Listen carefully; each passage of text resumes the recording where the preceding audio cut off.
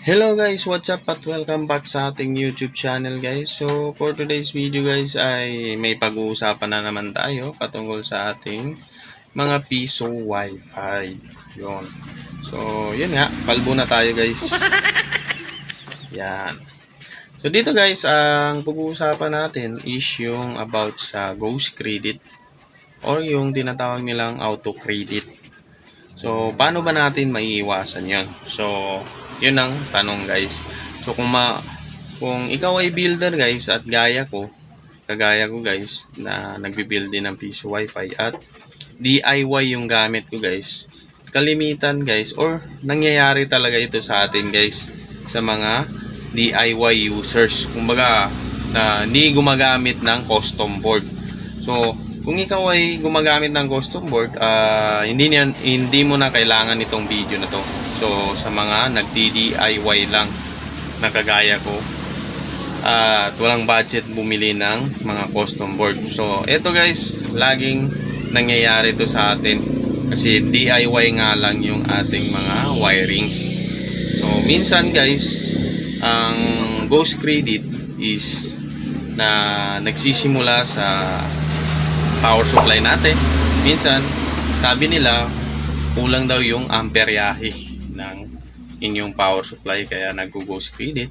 Yung iba nagsasabi na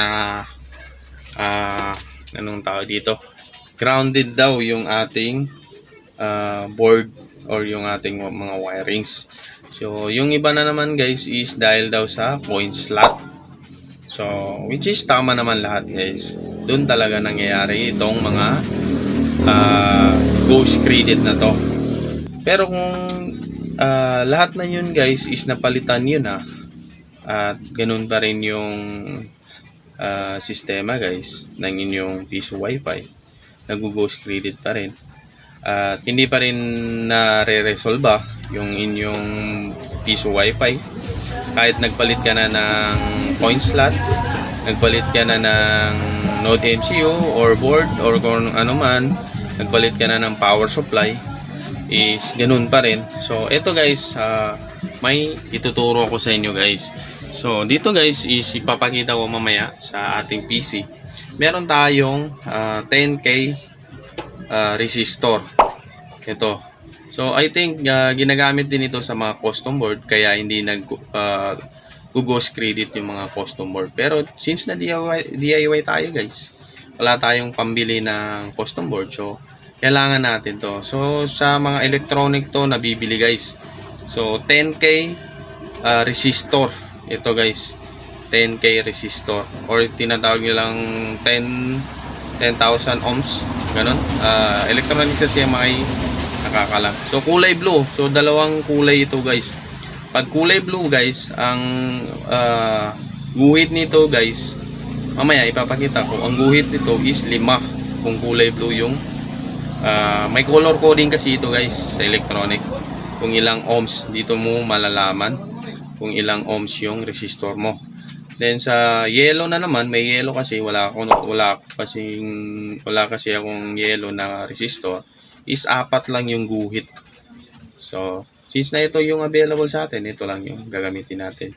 So mabibili niyo ito sa mga hardware guys, I mean sa mga electronic parts.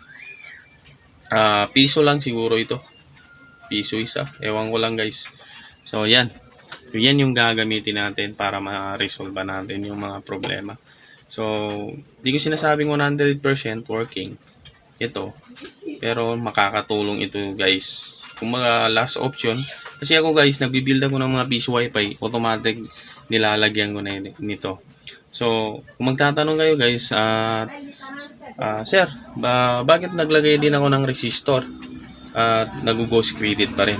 So ibig sabihin guys, hindi sa resistor yung problema, maaaring sa coin slot, maaaring sa power supply, or maaaring sa wirings mo guys, or naglo-lose yung wirings mo kaya nag-auto credit. So yun nga, simulan na natin guys ang ating video at sana makatulong ito sa inyo lalo na sa mga DIY builders dyan. So yan nga guys, dito na tayo sa ating PC. So ito yung ating diagram. So dito guys is applicable ito guys sa ating mga piso Wi-Fi na gumagamit ng Orange Pi, Raspberry Pi at saka Node MCU. So pwede ito sa lahat guys, pwede niyong gawin. So dun sa sinasabi ko guys na dalawa yung resistor, which is itong blue at saka yellow. So ganito yung yellow na sinasabi ko, 'di ba? 4 lang yung guhit guys. Pero color coding ito guys. Kung magse-search kayo guys sa Google, malalaman nyo kung ilang ohms yung ginagamit guys, or ilang guhit, or kung anong color yung 10k ohms. So dito guys, ganito yung proseso natin. So dito sa coin slot natin, ito yung coin slot natin. So 'di ba may 12 volts at saka ground. So itong isa, separate muna natin ito guys.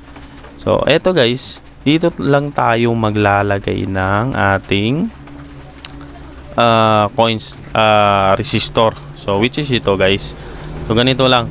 Magka-cut lang kayo ng wiring dito, or depende na sa inyo guys kung paano nyo didiskartehan.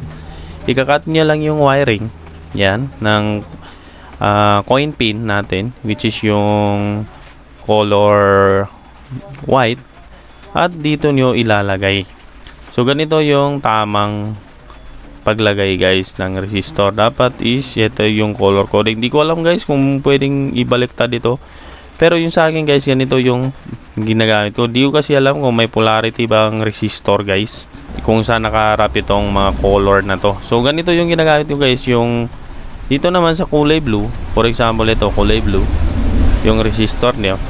Ang ginagawa ko guys, itong kulay red na to is nilalagay ko dito sa may coin slot. Then yung kulay brown is doon sa pin, coin pin, dito sa mga Orange Pi, Raspberry Pi at Node MCU. Ganyan yung ginagawa ko. Di ko alam guys kung may polarity. So kung sino mang nakakaalam guys na pwedeng pagpaliktarin ito guys, mag-comment lang kayo guys para naman makatulong sa amin guys. So yan, ganito lang yung ginagawa ko guys. At yung iba is diode yung nilalagay nila dito.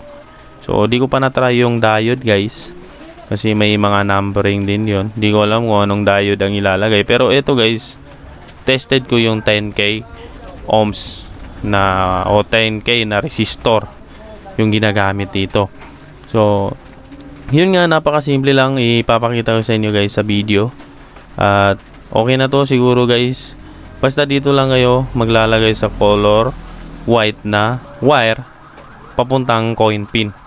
So dyan lang kayo magka-cut ng wire, then ilalagay nyo itong resistor na 10k ohms. At ito na guys yung ating coin slot na wire, which is yung kulay white. Yan. Then dito guys is meron tayong dopon nut. Yan. Yan yung ilalagay natin sa coin pin. Then dito is ito yung ating resistor. So napakaliit lang nito guys.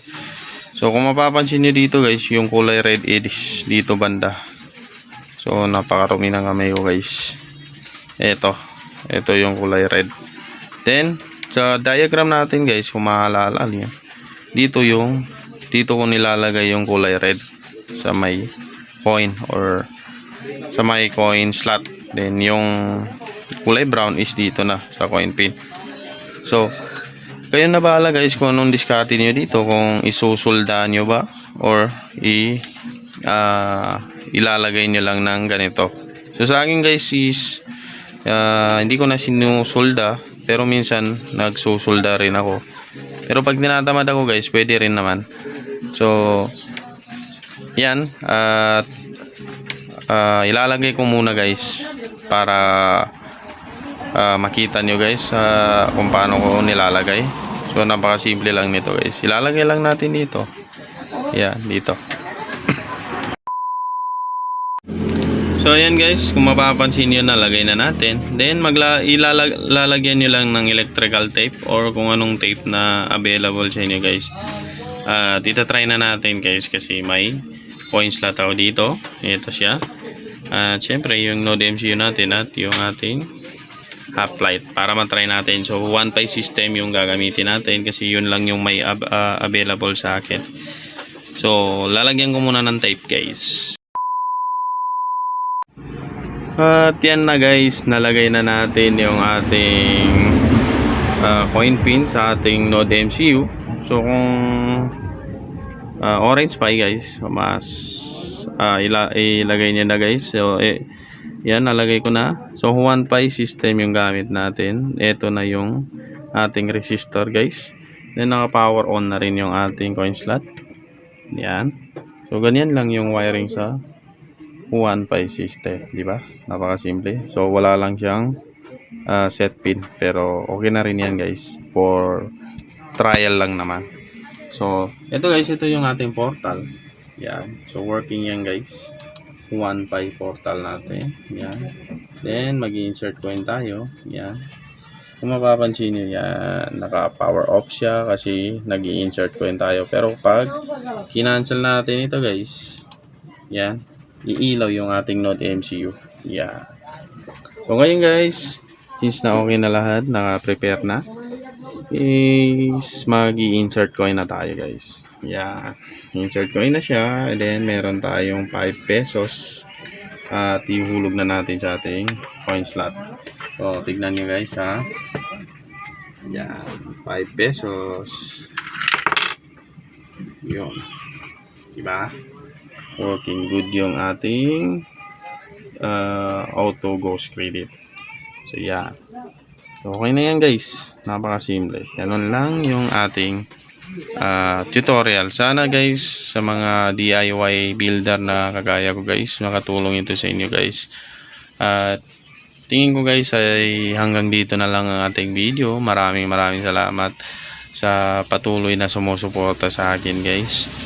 So kahit hindi masyado malinaw yung ating mga videos, is pinapanood nyo pa rin guys. So maraming salamat guys. At kung hindi pa kayo nakakapag-subscribe sa ating YouTube channel, mag-subscribe na, paki-like at share na rin guys.